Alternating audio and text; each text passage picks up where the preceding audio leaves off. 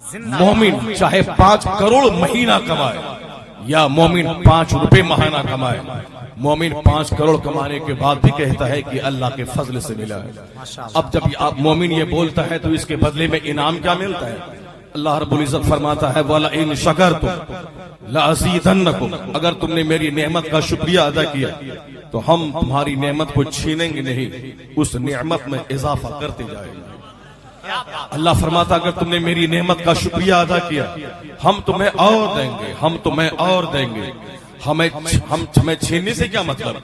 मैं जरूरत से ज्यादा दौलत इसलिए देता हूँ कि उसमें बेपनाह हाजतमंद बंदों का हक रख देता हूँ, और जब तक हाजतमंदों की हाजत पूरी होती रहती है मैं तुम्हें देता रहता हूँ। और जब ये बंदे मोमिन उस दौलत को अपना हक समझता है और दांत से पकड़ कर रखता है तो अल्लाह तबारक व तआला उस दौलत को धीरे धीरे छीन लेता है। जैसे कुरान करीम में इशारा दिया अल्लाह ने कि जब हम अपने बंदों पे एहसान करते हैं तो फयकूल रब्बी अक्रमन, तो मेरा बंदा कहता है कि मेरे रब ने मुझ पर एहसान किया। यानी जब मैं मकान देता हूँ, औलाद देता हूँ, मनसब देता हूँ, मर्तबा देता हूँ, सेहत देता हूँ, तंदुरुस्ती देता हूँ, तो मेरा बंदा बोलता है कि फयकूल रब्बी अक्रमन, मेरे रब ने मेरी इज्जत की। फलम्मा क़दरा अलैहि रिज़्क़हु, अल्लाह फरमाता है कि मैं जब बंदे को आजमाता हूँ, चूंकि जब बंदे को मैंने जिंदगी दी है तो मौत कौन देगा, मैंने इज्जत दी है तो जिल्लत कौन देगा, मैंने तंदुरुस्ती दी है तो बीमारी कौन देगा, मैंने कभी हुकूमत दी है तो हुकूमत कौन छीनेगा। मैं जिंदगी देना भी जानता हूँ और फिर जिंदगी लेना भी जानता हूँ। मैं रात बनाना भी जानता हूँ, फिर रात भगा के दिन लाना भी जानता हूँ। मैं तुम्हें कभी शिकस्त देना भी जानता हूँ और कभी तुम्हें फतह से हमकिनार करना भी जानता हूँ। अल्लाह फरमाता है कि तुम घबराना मत। वला नब्लुवन्नकुम बिशैइन मिनल खौफ वल जू व नक्स मिनल अम्वालि वल अनफुसि वस समरात, हम तुमको आजमाएंगे कभी भूख देकर, हम तुमको आजमाएंगे कभी खौफ देकर, हम तुम्हें आजमाएंगे कभी जान और माल और फलों में कमी देकर। अल्लाह ने कहा कि मेरे बंदे मैं तुम्हें अमन भी दूंगा और खौफ का माहौल भी दूंगा। अभी खौफ का माहौल मेरे सर पे है हिंदुस्तान में, लेकिन पॉजिटिवली आप ये सोचें कि खौफ के माहौल में हम ऑल फॉल पकने लगे, पान खा के मुंह लाल करके हम अखबार पढ़ के तबसरा करने लगे, ये देखो पंडित जी क्या कर रहा है, क्या होगा, हमारा हिंदुस्तान कैसे बचेगा, ये देखो चाय फरोश का बच्चा क्या कर रहा है, मेरा भारत कैसे बचेगा, हमारी इज्जत कैसे बचेगी, तबसरा हो रहा है। और फिर कोई ये नहीं बोल रहा है कि इस माहौल से मैं सबक क्या हासिल करूं।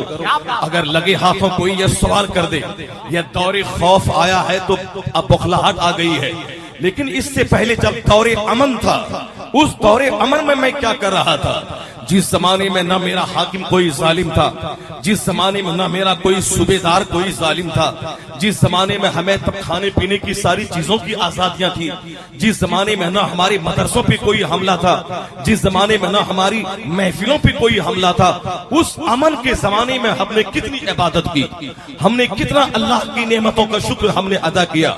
जब अमन के जमानों का गलत इस्तेमाल होता है, चूंकि आम तौर पर अमन के जमाने में दौलत कमाने की हवस जागती है, अमन के जमाने में मस्जिदों मदरसों से दूर व्यापार चमकाने की हालत पैदा हो जाती है। जब खौफ का माहौल आता है तब हथियार याद आते हैं, जब खौफ का माहौल आता है औलिया और सालिहीन की बारगाह नजर आती है, जब खौफ का माहौल होता है तब उलमा और सोलहा नजर आते हैं।